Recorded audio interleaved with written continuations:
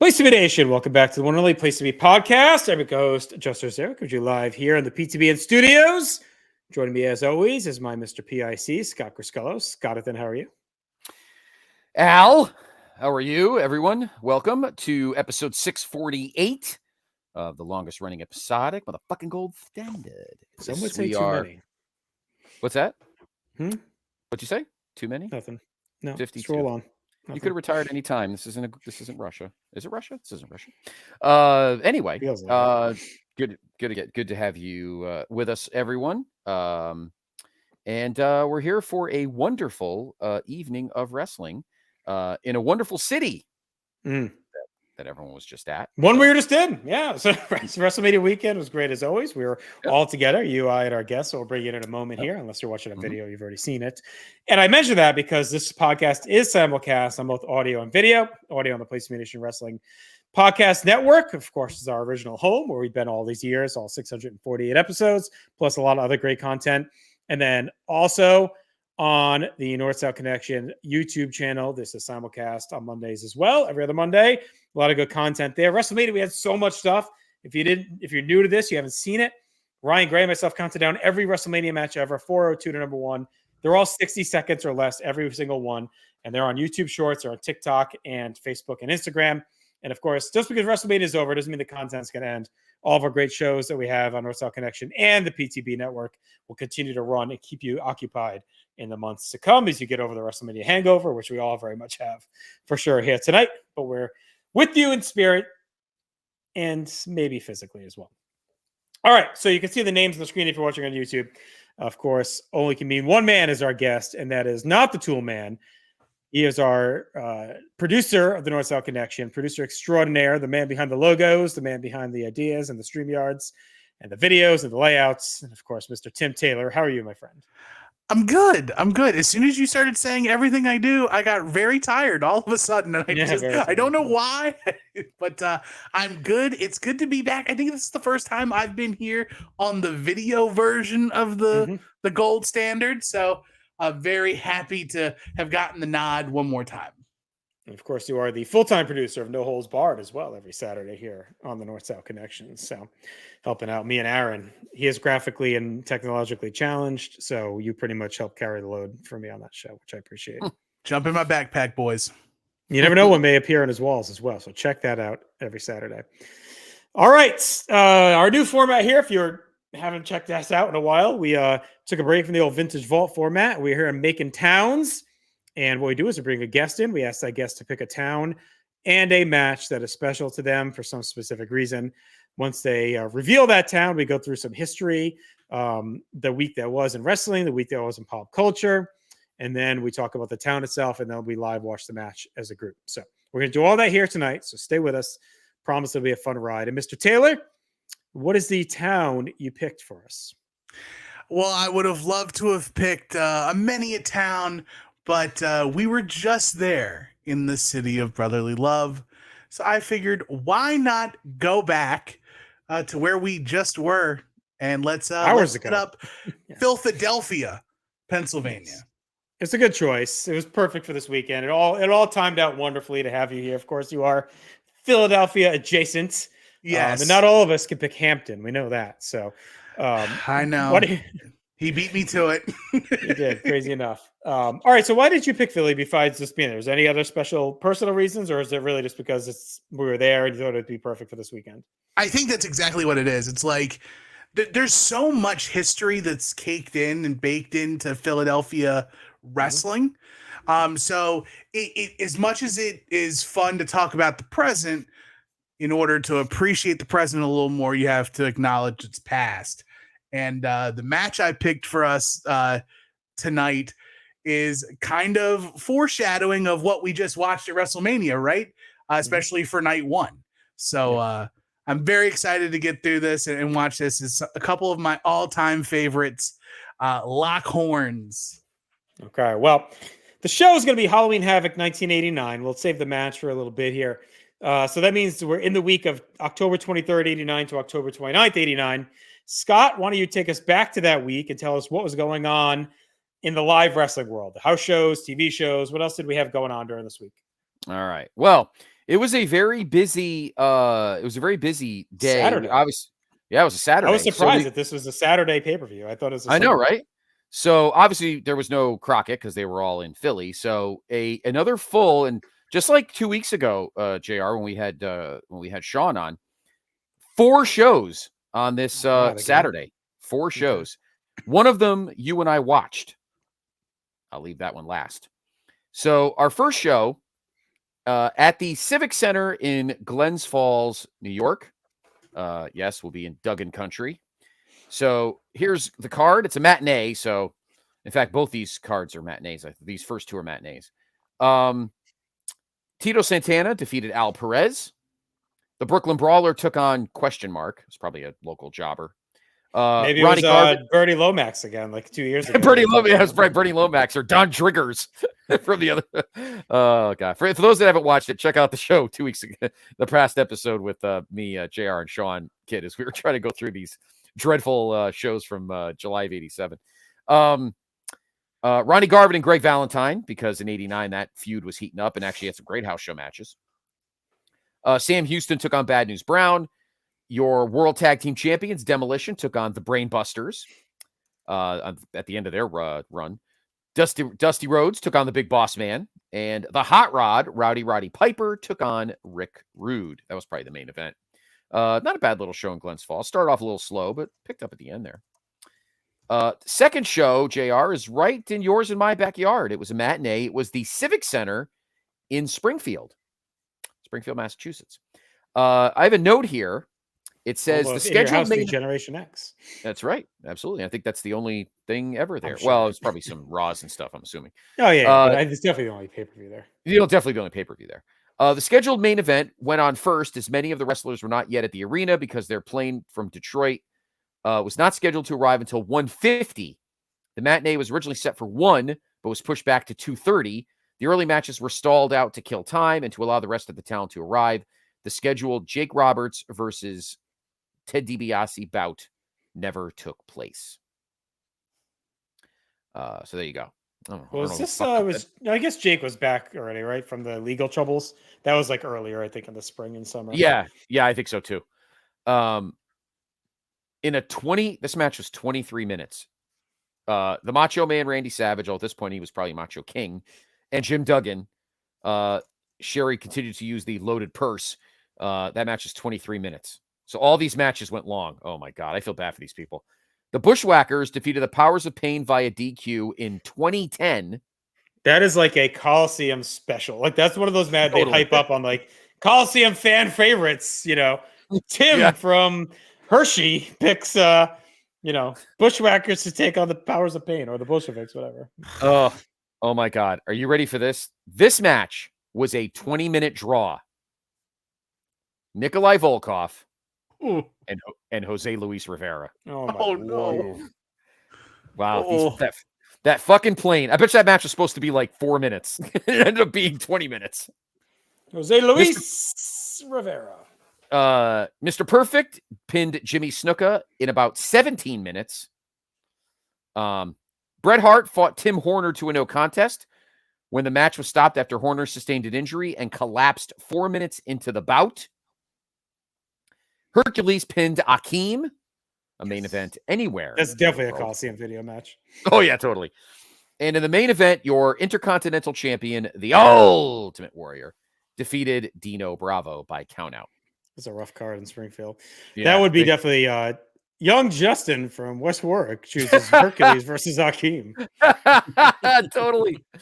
All right. Show number 3 from the Municipal Auditorium in Sioux City, Iowa. Tugboat versus Barry Horowitz. That could be a Coliseum video. Actually, I think almost all of these would be. Red Rooster against the Honky Tonk Man. Jim Neidhart versus Haku. Paul Roma versus the Genius. The Rockers versus the Rougeaus. That's actually a pretty good match. Brutus Beefcake versus Rick Martel. And your main event was the main event that Springfield was supposed to have, but instead they get a 20-minute Jose Luis Rivera Nikolai Volkov match. Jake Roberts and Ted DiBiase. Yeah, bought the sound of that too. And finally, a show that we did here on the Mothership. It was an episode probably in the 300s or 400s. Madison Square Garden, New York City, October 28th, 1989. Of course, you and I watched the show and did an episode with it. 89. Maybe Kelly, probably. Gorilla and Hillbilly on commentary. Included Mooney. Sean Mooney conducting backstage interviews with Mr. Perfect, the Bushwhackers, Andre the Giant, Bobby Heenan prior to their matches. Included Mooney conducting separate interviews with Jim Duggan and Randy Savage and Sensational Sherry about their rematch. That would be on the 11/25 MSG card with 2 referees signed for the match. Okay. All these matches, JR did play-by-play. Tito Santana. PTSD night here on the Place to Be podcast. Tito Santana pinned Boris Zukov, who subbed for Barry Windham at 12:46. Wait, what was the date of this again? The exact date? October 28th, 1989. Right, so the night of this, I'm gonna pull up my grades as we go. All right, pull up both our grades actually. Obviously, so both big promotions were very close to each other. This show was in Philly, and MSG or WWF was at the Garden. So obviously couldn't do both at the same time, but had to flip a coin. So you have Tito Santana pinning Boris Zhukov, who was subbing for Barry Windham at 12:46 with the Flying Burrito. As that was a 2-star match.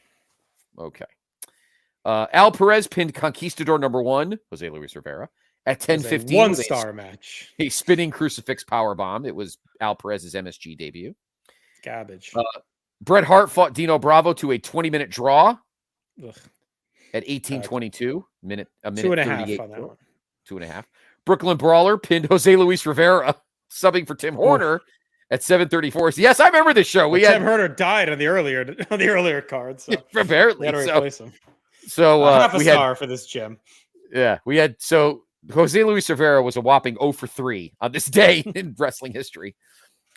Randy Savage pinned Jim Duggan at 16:04 after Sherry held Savage's leg on the ropes for leverage. 3 after stars the bout, that one. Duggan cleared Savage from the ring with the 2x4. Your match of the night, I bet you this was 5 stars. Hercules defeated Akeem via count out at 11:19 after Akeem fell to the floor when Hercules ducked a clothesline. 1.5 stars, and I'm sure they ran that same match in Springfield a few hours earlier. A few hours before. Mr. Perfect pinned Jimmy Snuka at 10:36 with the Perfect Flex. 2.5 for that. 2.5. I assume that we both probably did 2.5 for that. The Ultimate Warrior, your Intercontinental Champion, pinned Andre the Giant after a matter of seconds with 3 clotheslines and a splash. No bell could be heard to start the match, and Warrior's music never stopped playing after his entrance. Prior to the bout, Bobby Heenan was ordered backstage by a count of 10, or he would be suspended after the bout. Andre grabbed the microphone, protesting the decision to referee Danny Davis, saying there was no bell rung to start the match, so how could he make a 3 count? It was Andre's only pinfall loss ever at Madison Square Garden. Wow. And that was a NA. We didn't grade that one. I think it was. Yeah, that must have been. Yeah, that was probably a big mess. That's a Jordan Duncan special right there. There it is. Yes, it is. And Scott from Connecticut picked this for his Coliseum special. The Bushwhackers defeated the Powers of Pain in this match at disqualification at 7:55 when Fuji interfered and hit Luke with the cane. After the bout, Butch cleared the pop from the ring with the cane after Fuji dropped it when fleeing the ring. 2 stars. Yeah. So that was what was going on at the Garden at the same time that Mr. Taylor's show that he chose this evening was in Philadelphia. Probably would have taken Halloween Havoc. I hate to say it. Sure. What do we grade the show overall, JR? I don't know. I only have my match grades here. Okay. So I'll look. I'll pop up and see what we did. I'm curious what we gave that show overall. So, anyway, that was your wrestling day, October 28th, 1989, on the circuit. All WWF, obviously, because all of Crockett was in Philly. So, what other juicy tidbits in 1989 do we have, JR? All right, we got 2 installments of the Wrestling Observer, courtesy of our good friend, Mr. Scott Keith, who's been nice to have him back in the fold. He's been doing some video work for us here at the North South. You can check him out in the Countdown series that we did leading up to WrestleMania. He's been on a couple of Chronosos as well. Ryan Gray uncovers every stone possible in the world of wrestling out there to bring in celebrities high and low for him. low is relative, Yes. but high and low for our work at the North South Connection. All right, Wrestling Observer flashback, October 23rd, 89, courtesy of Scott Keith. Antonio Inoki had another chapter to his legend this week. He made a public appearance at a concert, and a mental patient jumped on the stage and slashed him with a knife from ear to throat. He rushed away by medical staff, but apparently wasn't as bad of a throat slashing as it initially appeared, and he actually returned later to give his original scheduled speech to the crowd. So there you go.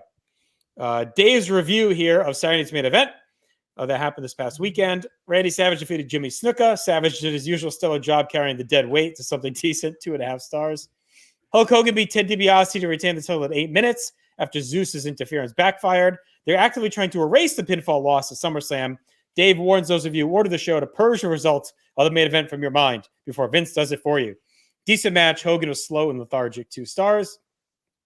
Piper beat Haku in 3 minutes, nothing special, 1.5 stars. Rick Martel and Tito Santana with the double DQ in a Survivor Series hype match at 8:40.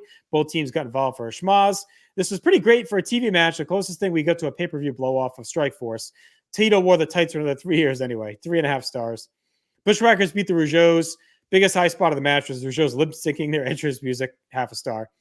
Dave thinks Halloween Havoc will do the lowest buy rate of the year, especially without a world title match on top. If the tag title match was stronger, it would have a shot at doing better, but no one's taking the Freebird seriously, and no one takes the Dude seriously as challengers. In fact, the Clash 9 card that'll air 2 weeks later on TV looks like stronger show on paper. The Flair versus Funk and Midnights versus Dudes blow-offs. Dave feels like Survivor Series won't do well either, especially without any kind of particularly focused main event storyline. It's on Thanksgiving, which is a great night for going out to watch wrestling, but not staying in to watch it on pay-per-view.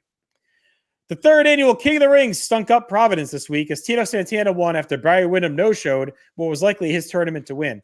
The redone field saw Akeem over Beefcake Hercules, double disqualification with the Anvil, Warlord over Butch, Santana over Bad News, Martel over Jobber Bill Woods, Luke over Nikolai Volkov, Haku over the Red Rooster, Snook over Barbarian. Santana then beat Warlord, Martel over Luke, Snook over Haku. The 3rd round was Santana over Akeem and Martel over Snuka, and Santana beat Martel in the finals. Dave is hopeful for complete results with all the screw jobs and crap finishes in the next installment. Last week, Jerry Lawler put over Green Rookie the Soul Taker in non-title matches to build him up as Memphis's version of Zeus. It turns out that wasn't a hot business move. It's the same match drew a $2,000 house on October 9th at Memphis, or record low all time. Fans barely even reacted to the total squashing of Lawler, which lasted 10 minutes. It was atrocious.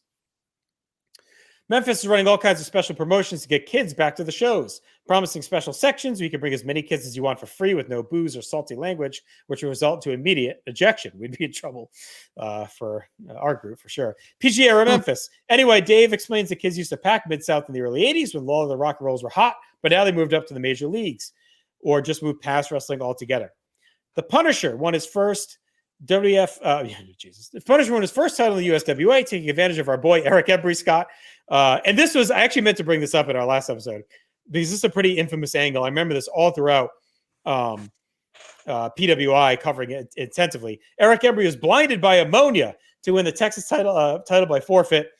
Rookie Steve Williams, the student of Chris Adams, not Dr. Death, we know who that would go on to be, got his first win in the sport, defeating Sheik Braddock by DQ. I feel like if they match the Punisher with Steve Williams' kid and put it on TV on Monday nights, they may have something, as long as they don't run the same match 800 times afterward. So there you go. Eric Embry, blinded by ammonia. Pretty famous angle. Yes. Dave doesn't seem particularly hyped for WrestleRec 89, but I bet if Embry booked a show where everyone did roller derby before the matches, he'd lose his mind. Orndorff has confirmed he's coming out of retirement to work some indies. Everyone is deserting the CWF right now, including stars like Wendell Cooley and Jerry Stubbs.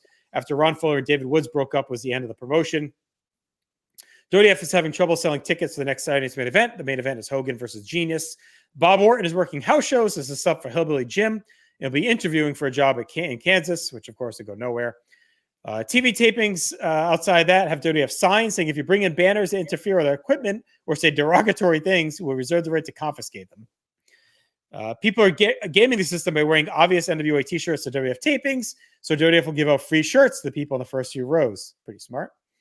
David Sammartino is getting a job with the NWA. It was never David Sammartino getting a job in the NWA was never part of the deal with Bruno doing the referee gig at Havoc. And finally, Dave notes that Jesus Christ with an Etch-a-Sketch couldn't draw for the NWA right now. There's no clear direction for the product under Flair's booking regime other than a vague Flair versus Muta feud. And just wait till Starrcade when things get worse. All right, so that's the 1023 edition. I'll pause there. Any thoughts running through your minds after hearing that?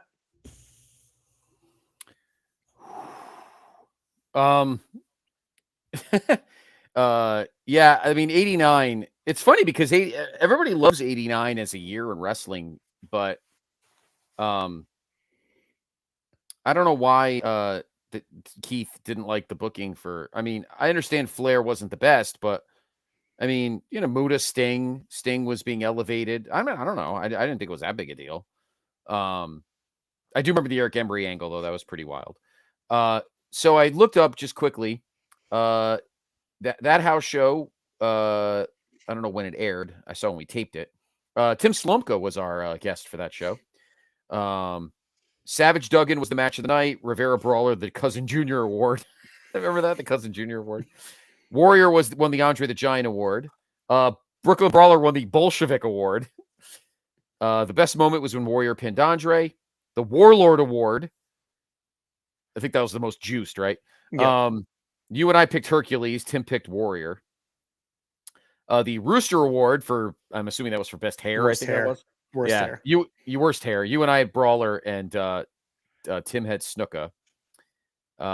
We had a Hercules Award, which I don't remember, but that must have started later. You gave that a 3.5. I gave it a 3.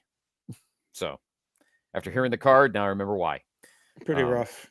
Yeah, it was pretty rough. Anyway, Tim, any thoughts on that? I'm sorry. Yeah. What are your thoughts? No. I just want to say, what are your thoughts, Tim, on the whole 89 thing? I mean, Flair wasn't the best, but I mean, I always said 89 was one of my favorite years in wrestling. So I mean, I think it was that bad.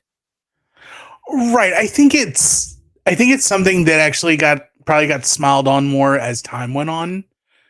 It may have been something that was, because my fandom doesn't really kick in until a little bit later. But even then, like, I'm sure that it was probably something that grew as time went on, and the feud between Flair and Funk becomes more legendary as it goes along, right?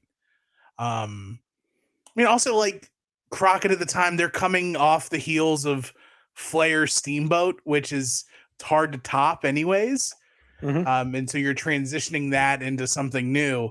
I'm sure anything less would be too civilized, as somebody else would like to say it at a certain point. But that whole news spread, starting with the dude getting cut from like ear to ear. Fucking Inoki. I don't remember that at all. That's crazy. Oh no, I couldn't. No, I wouldn't have given I would have given it to somebody who's like, hey, can you blow this up and put it up on the screen? Like, just get like a transparency machine and just broadcast my notes up and just have somebody else read it. I just got stabbed. I'm not doing anything.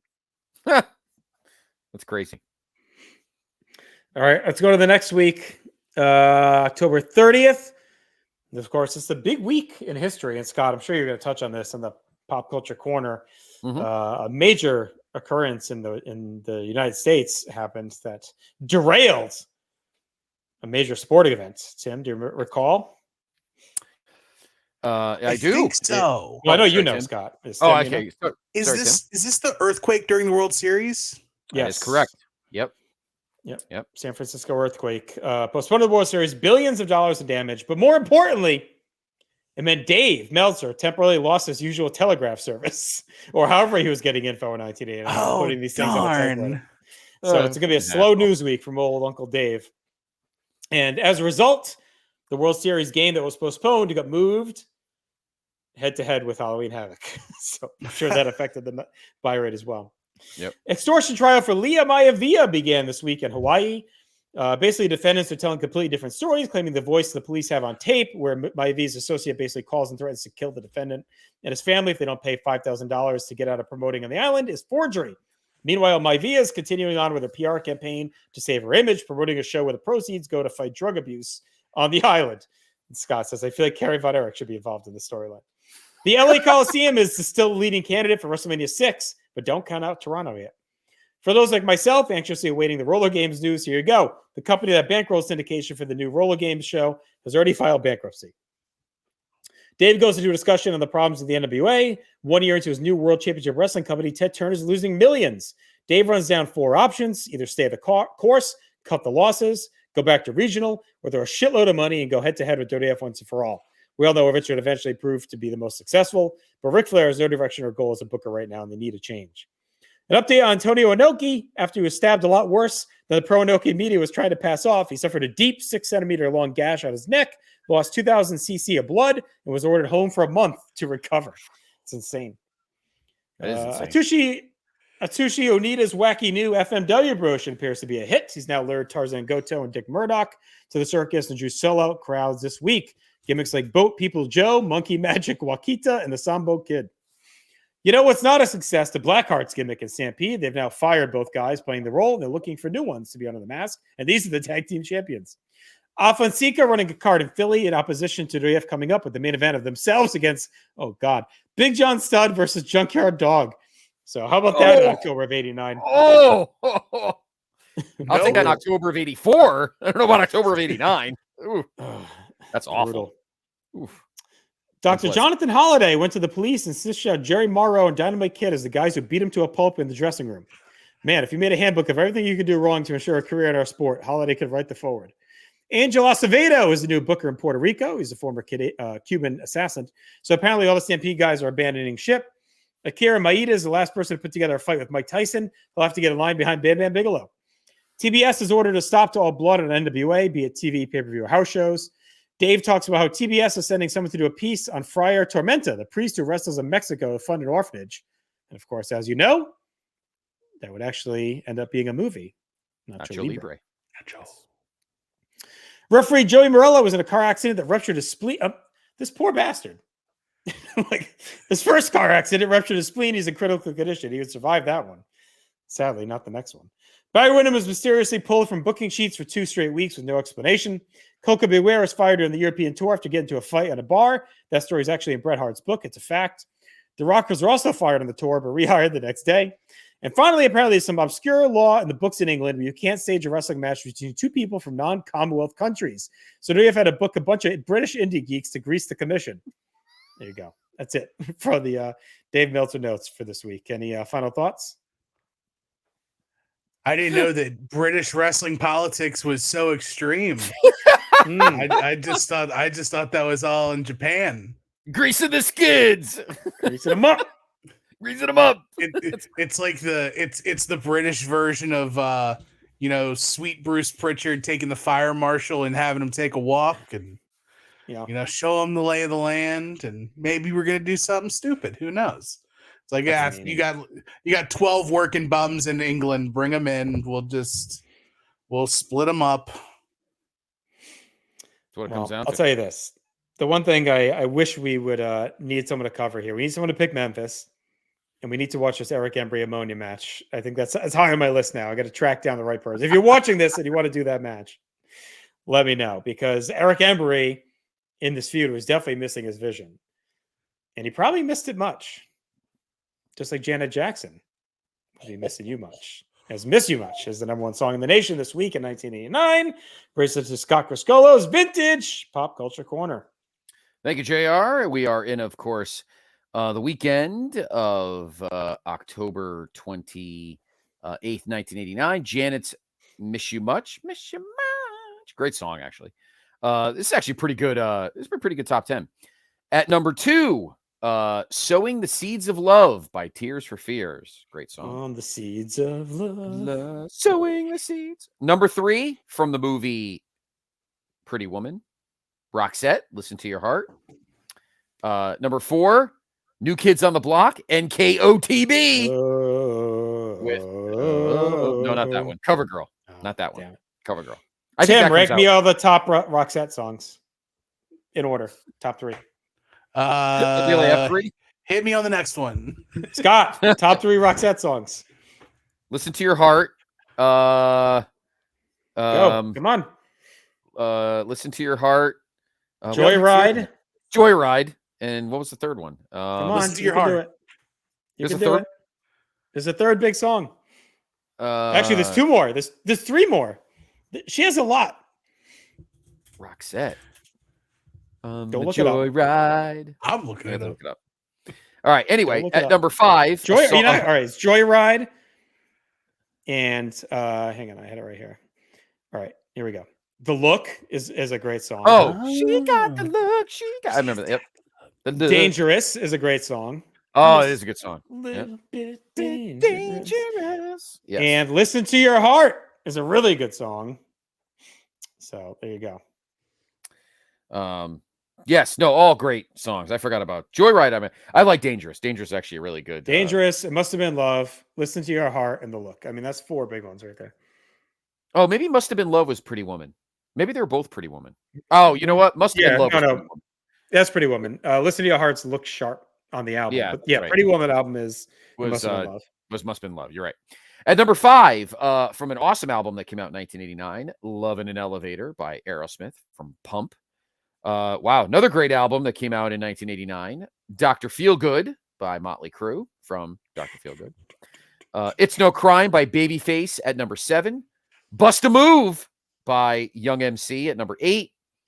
When I See You Smile by Bad English at number 9. And an awesome song, probably close to my favorite by this guy, Rock Witcha by Bobby Brown. We got to rank Bobby Brown songs. Rock Witcha, It's My Prerogative. Not Tenderoni. What the heck was that? Tenderoni is Michael Jackson. The other song that's got Roni in the title. You had for dinner at the October night of Columbus. We are meant to Tenderoni. No. Yeah, Rock Witcha by Bobby Brown at number 10. So pretty good, solid top 10 for 1989 as we are heading into the end of the decade. All right, so we go from the radio to the movies, and we will see what was in theaters. 1989, folks, was a pretty awesome year for movies, particularly if you're a sci-fi superhero action adventure junkie. This top 10, though, well, this top, I guess, 14, not the best here, though. I would say probably earlier in the year would have been better. This is when it kind of fizzled out. So I'm going to do the 11 through 14 because those movies were actually better than some of the ones in the top 10. At number 14 was Do the Right Thing. Little Spike Lee action. Yeah. Love that movie. Number 13, When Harry Met Sally. Classic. Great. Yes. At number 12, in my personal opinion, the greatest superhero movie of all time, and that is Michael Keaton's first Batman, number 12. Number 11, I believe that was a prequel to The Flash, right? Yes. Yeah, for those that have been watching. That was a bad joke. It was. For those you guys took it way too seriously. I was being facetious. No, I know it was. Yes, and he was supposed to do another movie after. It was supposed to be a prequel to Batwoman or whatever he was supposed to be in before even The Flash. Number 11, Halloween 5, The Revenge of Michael Myers. Halloween All right, 5, top 10. More Halloweening. Number 10, Worth Winning. Never heard of it. Number 9, Immediate Family. Never heard of it. Number 8, The Fabulous Baker Boys with the Bridges brothers and Michelle Pfeiffer. Number 7, Gross Anatomy. Feel that's familiar. It's a Disney movie, according to the distributor. But number 6, great Michael Douglas movie, Black Rain. He plays a cop that goes to Tokyo to infiltrate the Yakuza. Great movie. I think Andy Garcia is in that too. Number 5, Sea of Love. Al Pacino and what's her name? The one that's on that show on TNT, Ellen Barkin. Number 3, The Bear. I think Robin Williams is in that. I wish. I think Robin Williams is in that. Number 2, Shocker, which I don't know off the top of my head. That is one horror movie I have seen. Shocker? Really? Oh my God. I couldn't remember it. That's good old Mike Filthwall McKenna maybe watch it back in like yes, Filthwall. Yes. I bet you when people were heckling it, he said, "You get out of here, you sore losers." Awesome. Rest in peace, Filthwall. And number 1. You know what he liked? Was a snack when I go. So we'd always play the remote control. Remember the MTV show? They had a computer game, remote control. I remember it very vividly. We sat up in his room, play remote control, and he would make popcorn and put Italian salad dressing on it. And I haven't done it since, and it was delicious. I remember like we'd eat that, play remote control, And then my favorite football, and I'm only telling these guys because he was unfortunately murdered, my only friend to be murdered about 15 years ago. But I was at his house one day, and his mom was on like a business call or something, some important phone call. And he goes and puts on one of her dresses, and he mimics, he does like the Wayne from Wayne's World with Tia Korea's on like doing the meeting or whatever, and he sings Happy Birthday, Mr. President or whatever, and he's dancing with and he's doing that to his mom and she's on the I'm fucking dying. She was so pissed, but it was amazing. So my favorite football memory. God. I wish I was able to meet him. God, I love that. The stories are great and everything I see. That's a shame. The number one movie of the weekend, I guess you could call this Renaissance number one for John Travolta. Look Who's Talking. Kind of brought him back after some shitty movies in the mid 80s. Then he kind of pooped out again, and then he came back 5 years later with Michael. With Michael. Oh yeah, Michael. Movie's horrible. That is a my mom classic.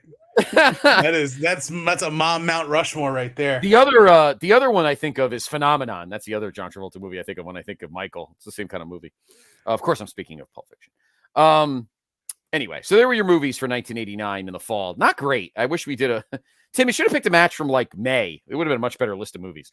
That's another great. I'll work on it next time. I'll try to do better next time. You referenced the comeback, Scott. That's another big mouse. The comeback kid at age 42 is the number one movie in America. That's right. All right. Well, we're on the radio. We're in the theater. And now we take the field.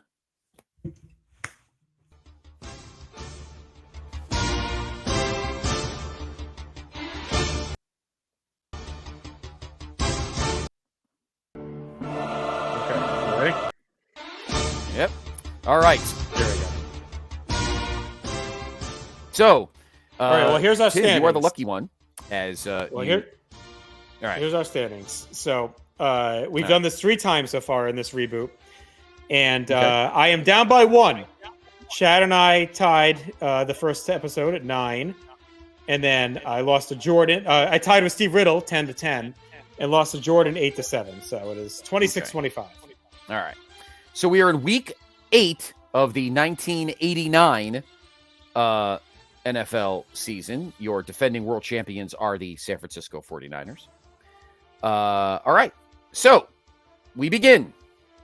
Well, why don't I do this first? Before we do that, I'll mention what JR mentioned earlier. Let me get this out of the way. On this night was the 4th and deciding game of the 1989 World Series at Candlestick Park. The Oakland A's completed the 4-game sweep of the San Francisco Giants to win the 1 world title of the 3 years that they should have won 3 in a row and they didn't. And of course the World Series took like 12 days off because of the Northridge earthquake that shook Candlestick like crazy. The A's won the first 2 games in Oakland, and then it was a Tuesday night I'll never forget. Game 3 at Candlestick, and then they were in the middle of a replay. And you hear Al Michaels screaming, "We're having an earthquake!" And then, of course, the bridge collapsed and all that kind of stuff. So, and then John Tensa came walking in. If he did. So there you go. So, all right, we begin at Rich Stadium. Hang on. You said this is the 28th. It is week 8, so it is the next day. Yeah. Okay. So I'm assuming this is the same week we did on PTB.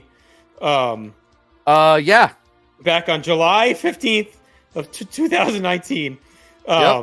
I got 9. I tied Slomko at 9. So let's see how I do. I have no clue. I would not have even thought of this in half a decade now. So this is awesome. All right, here we go. Let's see how I do. All right. We begin at Rich Stadium in Buffalo, where the Bills host the Miami Dolphins, JR. Okay. Bills are getting there, not quite there. Miami has Marino. I'm going with Miami. Okay. Tim? I'm going against the grain. I'm taking Buffalo. Marino did throw for 255, but Thurman Thomas rushed for $148. Bills win 31-17. I need someone to go listen to that episode and listen to this and see if I say the same stupid fucking logic on all those things. Bills are not quite there yet, Chris Burns. Someone's going to line them up and listen. All right. We go to Soldier Field in Chicago. Speaking of Slumka, you probably got this one right. The Bears host the Los Angeles Rams, Tim. Going with the home team, Chicago. Okay. Yeah, I'll go with the Bears. Jim Everett rushed threw for $185, but Bears win 20-10. We go to Riverfront Stadium in Cincinnati. The Bengals host the Tampa Bay Buccaneers, JR. All right, Bengals, this is a little good stretch before the bad stretch again, so I'm going to take Cincinnati at home. Okay. I'll take Cincinnati as well. All right. Vinny Testaverde threw for $336 for the Bucks, but not good enough. Not even close. Bengals 56. Jeez. Bucks 23. Brooks rushed for $131. Tim McGee 127 yards receiving. We go to the dog pound. Hey, Tim McGee worked the house show that night after the game. Yes, he did. Yes, he did. Opened up against the brawler. Yeah. Yes. From the dog pound in Cleveland, the Browns host the Houston Oilers, Tim. I'm gonna go Oilers. Okay, JR. I'll take the Browns at home. Bertie Kosar throws for $262. Browns win 28-17. Yeah. We go to the Hoosier Dome in Indianapolis. The Colts hosting the New England Patriots. JR. A putrid fucking game in 1989. Pretty much. I'll take the Colts at home. Okay. Tim? I will also take the Colts. Steve Grogan, linebacker roll and all, threw for $355. Patriots win in overtime, 23-20. We go to Texas Stadium in Irving, where the Cowboys host the Phoenix Cardinals. Tim? I cannot take the Cowboys in any sense of the word ever. Let me go with the Phoenix Cardinals. And I know this isn't like the real bad Cowboys year, but I know it's in here. I'll take the Cardinals too in this one. This was the bad Cowboys year. This was the year they went 1-15, and this was not the one. Cardinals win 19-10. Lambeau Field in Green Bay. The Packers host the Detroit Lions. JR. I'll take Detroit. Okay. I'm gonna go Green Bay. Barry rushed for $184. Don Majkowski, the Magic Man, threw for $367. Packers win in overtime, 23-20. Stupid. We go to the Metrodome, not the Metrodome, sorry, the Superdome. I pulled a Hogan there. The Superdome in New Orleans. The Saints host the Atlanta Falcons. Tim. I'm gonna go with the Birds. Okay. But the hell Steve Bennett would need him. I was watching this game with my grandmother. I remember when I was lunch that afternoon. This is an famous game as a Saints fan. I'll take the Falcons as well. All right. You should have listened to Steve Bennett. Saints win 20-13. Have a gabagool with my grandmother. Let's go to Three Rivers Stadium in Pittsburgh. The Steelers host the Kansas City Chiefs. JR. Oh, this is such a weird stretch of football. I'll take the Chiefs. Okay. I can't pick against my boy's favorite team. Let me go Kansas City. Well, Steve DeBerg threw for $338. Christian Okoye, the Nigerian Nightmare, rushed for 101 yards. But the Steelers win, 23-17. We go to Three Rivers. Means the Berg if you translate. The Bird. Dirty Bird. Let's go to Mile High Stadium in Denver. The Broncos host the Philadelphia Eagles, Tim. We're in Philly. Let's be in Philly, baby. Okay. I'll take Elway at home. John Elway threw for $278, but the Eagles win 28-24. Lord. We go to Giant Stadium in the Meadowlands, where the 49ers, the defending world champions, take on the JETS Jets. JR. Confidently take the San Francisco 49ers in this game. I will also confidently take the 49ers as well. 49ers 23, Jets 10. Let's go to the Mausoleum, the Coliseum out in LA. The Raiders host the Washington Commandskins. Tim. Let's go Commandos. All right, I'll take the Raiders at home. Mark Rippon threw for 364. Hell Bo rushed for $144. Raiders win 37-24. The Raiders. Son of a bitch. So this was the soft stumbling, bumbling. This was the soft spot between Doug Williams out and Mark Rippon in. When right. Mark Rippon pretty much until 1990, until 2 years later. Let's go to the Kingdome in Seattle. The Seahawks hosting the San Diego Chargers, JR. I hate 80s Seahawks. Like, I don't know if they were good or not. I can never pick year to year. I feel like they're just always 8-8 forever in the stretch. And it's all a coin flip. I'll take Seattle at home, I guess. I don't know. Okay. I'll take the San Diego Thunder Chickens. The Thunder Chickens. Dave Craig threw for 311. Seahawks win 10-7. He threw for 300 yards and only scored 10 points. It's weird. And Monday night, back at the Meadowlands, the other tenant, the New York Football Giants, host the Minnesota Vikings. Tim. Gotta go with the G-Men. Yeah, I'm going to say it's a Monday night. LT running hot on coke, no doubt, after all-day binge fest. And I'll say he destroyed whoever's quarterbacking at this point. Yes. It was Tommy Kramer. I think this was like Herschel Walker's like second start for the Vikings after the Cowboys pretty much robbed them. 68 yards rushing, but the Giants win 24-14. All right, so final score, Mr. Toolman, 8-8. So 1 point less than 5 years ago. If anyone wants to go back and listen, let me know, because I am curious if I got the same. I am curious if they're the exact same, like 8 that you actually got right and only missed one, or you actually, that's crazy. If it's different. So we'll see. All right. Well, there you go. That was fun. There you go. Not too bad. You good? Any other notes here? And nope, that was. I just wanted to again mention that this was, of course, the night that the A's concluded their 3-game sweep of the Giants to win the World Series because of the earthquake. So, and that is it for your pop culture corner. All right, so we're going to head forward. Not really. We're going to stay in the same spot, I guess. Halloween Havoc, 1989. The match we're watching here in this one. And, I make all these little fucking things, Tim. You're supposed to produce me. I had this one for pop culture. I had this one to take the field. And I got too much going on. I keep forgetting to put them up. But I'm going to put them up now so everyone can see. This. I have this. Take the field. Take the field. Now we'll put this one up. Our match is Sting and Ric Flair versus the Great Muta and Terry Funk.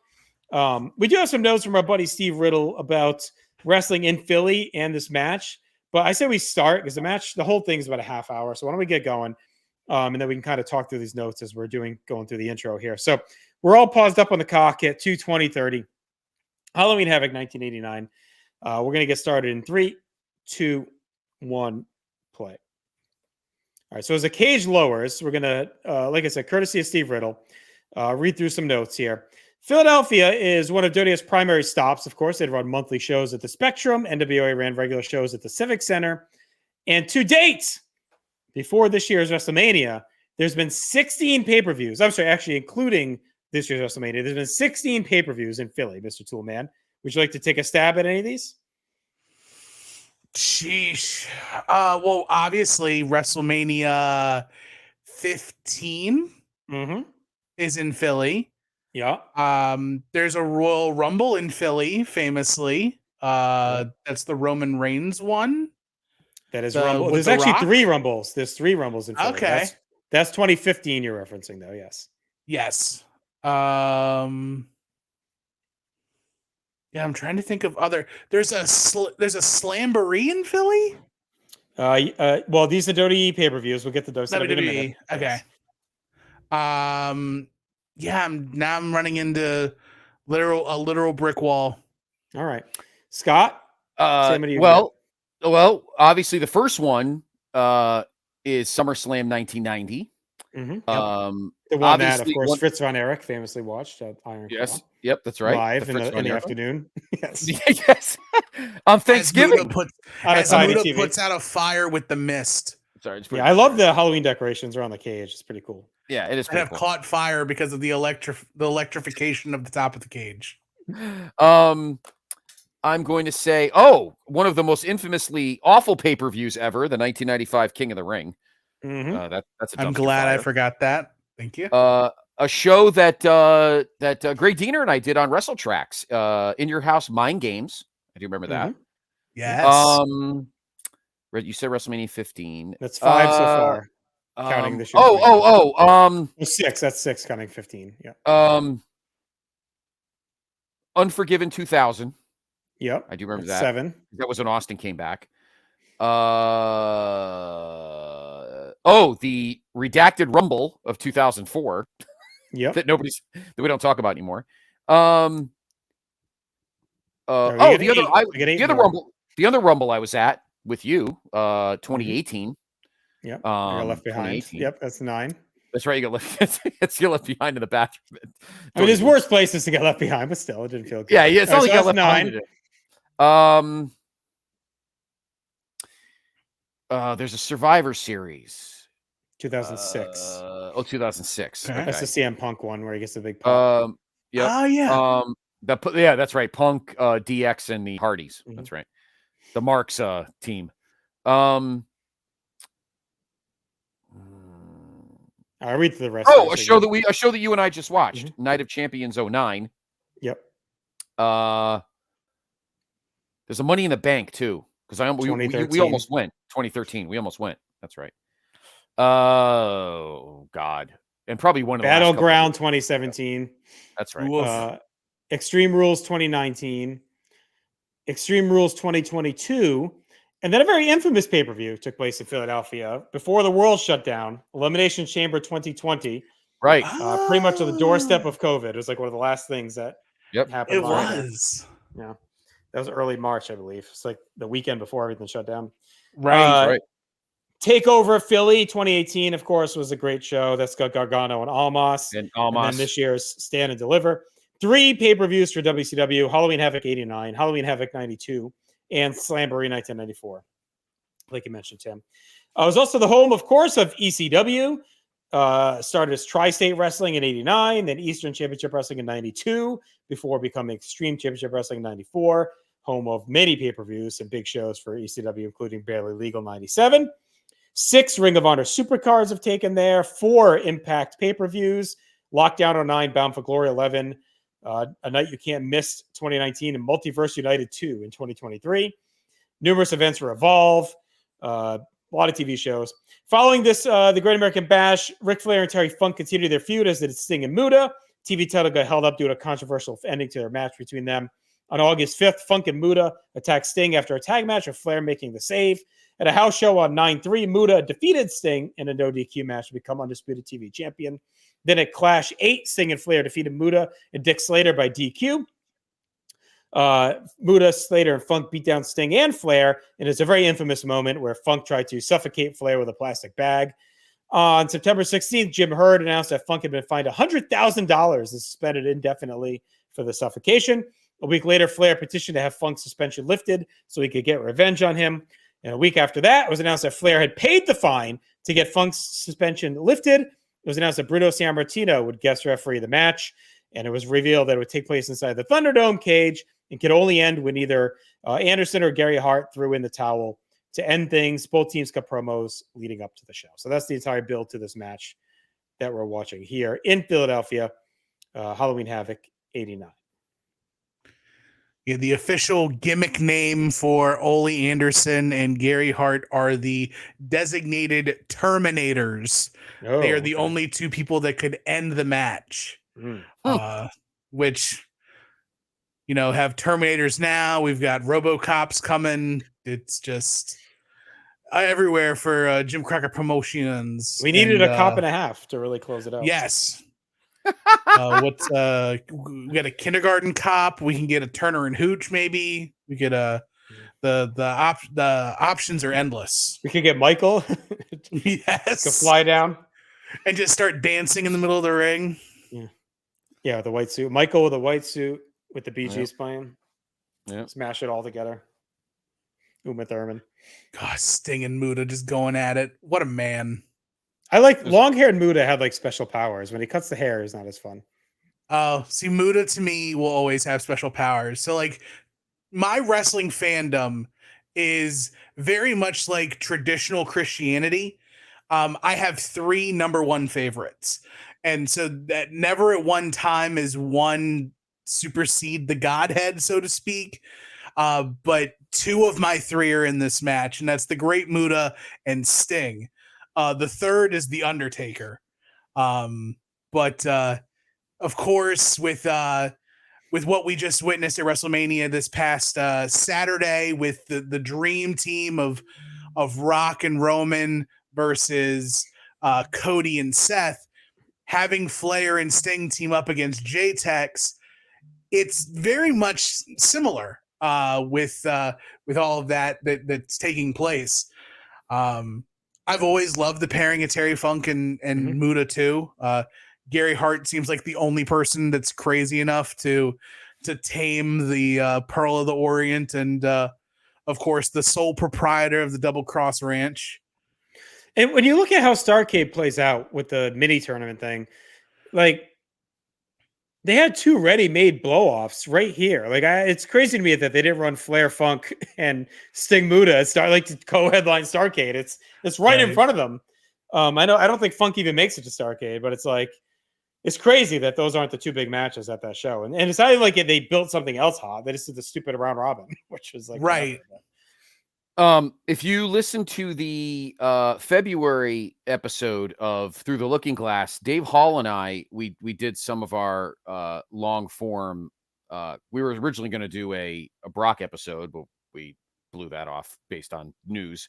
So we took some of our mailbag questions and kind of expanded them to longer scenarios. And one of the ones we did that in that episode, what if Steamboat had actually won the 3rd match at Wrestle War and kept the NWA title and stayed champion through the rest of the year? And we kind of booked it out. And we actually had Muta and Steamboat. We got rid of the tournament at Starrcade because that was dumb. We actually had Muta Steamboat main event Starrcade for the world title, and Muta and Steamboat puts Muta over. Muta wins the world title. I think anything would have been better than that tournament. Like I get it, but right. I don't get their obsession over the years of Starrcade being like a concept pay-per-view. It seems like growing up, I just figured it was the biggest show of the year by the name and the way they built it. And it was meant to be, right? It was their first big one. This is crazy how many years that they spend on these weird ideas. Like the scaffold stuff is whatever. But, when you run that weird tournament, Battle Bowls, the WCW New Japan tag tournament, like it's just odd how many times they veer off and like put some kind of weird idea on their biggest show of the year. Right. Now, you'll never hear me say a bad word about Battle Bowl ever. I am 100% pro Battle Bowl. And if any promotion, WWE, AEW, NXT, MLW, doesn't matter. If any of you guys decide you want to bust out Battle Bowl, I'm buying tickets. I don't care. Here's my truth moment. Prove me wrong.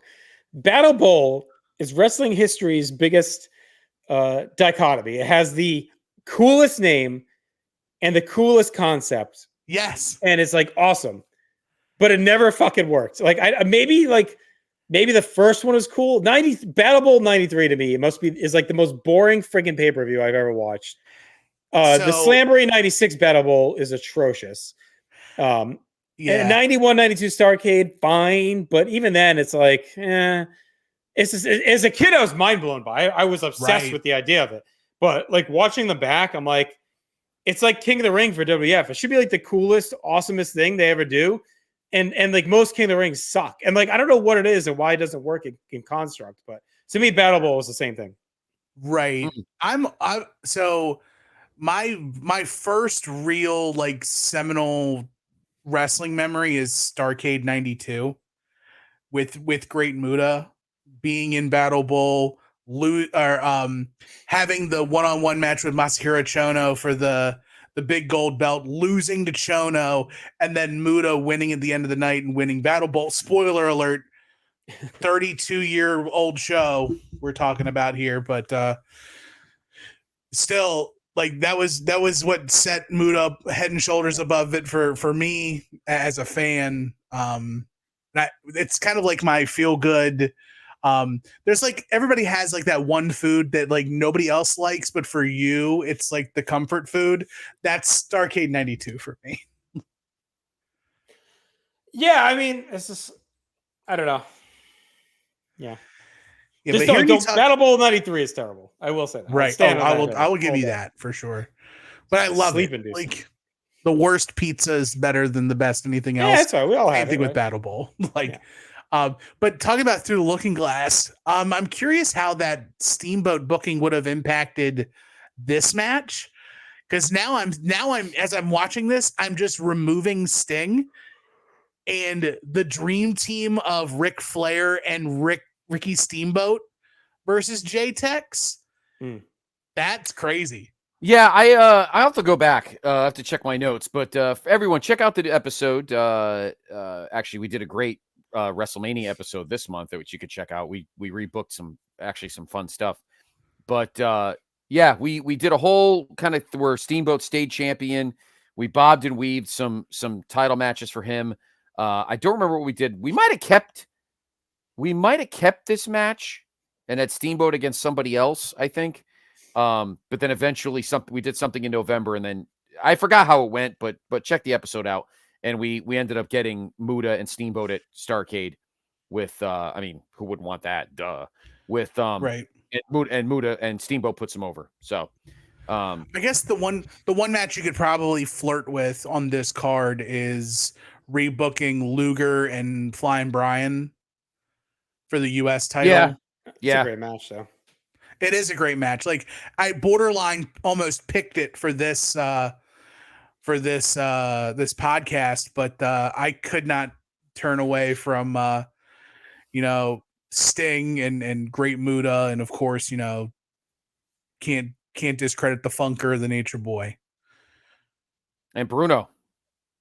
Yeah, but I mean, Bruno, as Muta finally gets electrocuted by the cage. But this might be just me being like a younger wrestling fan, but looking in this match, like, had Bruno shrunk a lot? Because I always like envision Bruno being a big guy, but literally everyone is staring over this guy. No, he was Bruno was short. Yeah, Bruno was stocky. Okay, he was jacked, but he wasn't tall at all. And I think they presented him as a big, towering bear, but larger than life. Yeah, not a big guy. No. Let me look and see if I can find the exact height here. 5'10". So I'm as tall as Bruno Sammartino. Yeah, you are. Yeah. Patui. It's interesting to me that the bulk of this match has really been focused more on Muta Sting. I feel like Flair Funk has almost been a backdrop. Right. It's like you're letting them do all the crazy stuff on the outside and letting Sting and Muta just like do their Sting and Muta stuff. Yeah. It's definitely a transition because honestly, at this point, this feud, I guess the New York knockout hadn't happened yet. I think that's a couple weeks after this. That's November, yeah. Yeah, so technically the Flair Funk feud isn't over yet. So yeah. But at least Flair could he knows that at least a guy like Funk, even 1989, I mean, he's not that far away from becoming, as JR and Jenny and the guy and starting D'Amato and then Sue's do on three-way. Funk didn't transition yet. I mean, Funk was crazy, but he hadn't transitioned into like ECW Funk crazy for obviously another few years, but he was already reaching that point even here in 89, But Funk here is in amazing shape. Oh, he is. Like, he is just... I think this is the end of his run of shredded. This is the last he's like kind of like in shape, like stud Terry Funk. I feel like after this is when he becomes like to your point, Scott, like crazed old man, kind of the back nine Terry Funk. Like to me, this is like the last time he's presented as like, and I'm talking like in the States, like I'm not sure in Japan, like what he was at after this, but I think for the most part in the States, like to me, this is his final like main event top guy run. After this, he's this crazy old, former champion Terry Funk in ECW in '94, WCW. He's not really like a main event guy. He's kind of like just the same maniac. WWF, he's that way. So I feel like this is kind of his hurrah as like a top guy in the US. Right. I agree. Not to say he doesn't do great stuff after. It's just but there's a level. I mean, you get older. Yeah. I mean, he gets older, and it's a different stage. I mean, when is he there in 93 in ECW? Mm-hmm. Pretty much. Yeah, he's doing commentary stuff like around like the very first, like right at the beginnings of like Eastern Championship Wrestling during like the TV title. Yeah, because then he's run. in the night the line was crossed in February '94 as him and Sabu and Shane. That's right. Yep. I think he's there pretty much. Well, he leaves a little bit, right? Because he goes to WCW. No, he joins. Because he's in there for the War Games. Yeah, he joins a stud stable. Yeah, and then I think he does both for a bit because Arn comes in to ECW, but then Funk goes away. But then he comes back. They do the Return of the Funker. He comes back in the Sandman's pants, the red, white, and blue pants. And then he's there. I think he's pretty much there when he comes back in '95 until 97-ish or whatever when he goes to WWF. I think he's pretty much there. He might dip in maybe one other time in '96, but I think he's pretty much there. Yeah, well, he was there in '97. He wins the he wins the belt to Barely Legal. But then that title reign sucks. Like I was pretty disappointed by it. He's barely on TV. He doesn't do much, and then just loses the belt to Sabu. Oh my goodness! Yeah. Oh, that match where they're picking fucking barbs out of their crotch. That match is just so disturbing. That Funk Sabu. Born to be Wired. Yeah, we live watched that with Rocco on the. That match. Is so Three-Way Dance is on North South here every other Thursday. We've covered a lot of cool stuff, and we just covered his latest run, which he again leaves. He's the Andy Flanagan of ECW. He comes in, they build these storylines around him, and he leaves. Then he leaves. But he's had the thing when he comes in and like attacks Dreamer for not picking him for his dream match. Yeah, that's right. He just keeps like attacking him, and then he decides it's credible, and then leaves. But we're kind of right around there on the show. Flair locked in the Muta lock in the middle of the ring. Yeah, it's cool. They mix up partners, dance partners. Right. And because Sting and Funk isn't a match you really ever get, like any kind of sustained stuff. And while Flair and Muta have been tied up in the ring, Funk has literally tied Sting into the cage. And we've got Ole, rest in peace, Ole now, but Ole's up on the electrified cage trying to unhog tie the Stinger from the cage, which they made it sound like this big electrified cage. Literally 5 minutes ago, Sting was a whole torso out of the top of the cage, not getting shocked at all. Oh, it's a great double team beating now on Flair here. Stuffed pile driver. Yeah. I'll never not notice how Flair takes pile drivers. He's got to like do a handstand. Got to protect that neck. That's right. Yeah. It's a stack of dimes at this point. Ole's working overtime over there. He is trying so hard. There it is. He's out. Say Terry Funk had to turn into a Boy Scout, had his proper knots. Yeah, Sting gonna come in like Tarzan.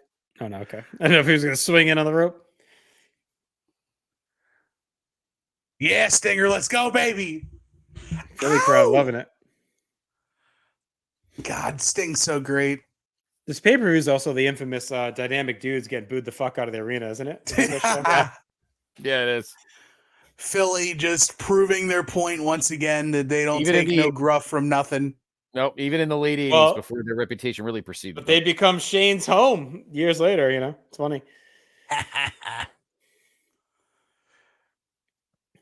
Oh, God, JR just said Muta's going to be fried wonton if he touches the electrified. It was a different time, man.